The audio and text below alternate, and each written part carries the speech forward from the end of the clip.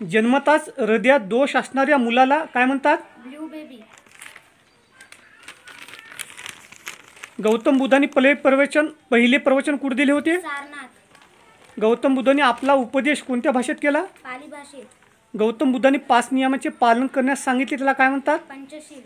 गौतम बुद्धांनी धम्माचा उपदेश करण्यासाठी सुमारे किती वर्ष साधना केली? 45 वर्ष. ज्यू धर्माला आणखीन दुसऱ्या कोणत्या नावाने ओळखले जाते? जीन. ज्यू धर्माला आणखीन दुसऱ्या कोणत्या नावाने ओळखले जाते? यहुदी.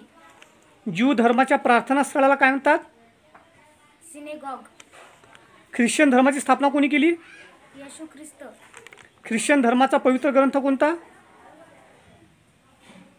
बायबल. ख्रिश्चन लोकांच्या प्रार्थना स्थळाला काय म्हणतात? चर्च. एकेश्वरवाद मानणारा धर्म कोणता? इस्लाम धर्म. इस्लाम या शब्दाचा अर्थ काय? शांती. इस्लाम हा पवित्र ग्रंथ इस्लाममधील पवित्र ग्रंथ कोणता? पवित्र ग्रंथ.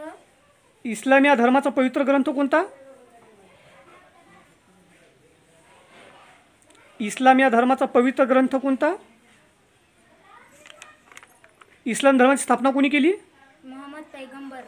इस्लाम धर्माच्या प्रार्थना स्थळाला काय म्हणतात? इस्लाम धर्माच्या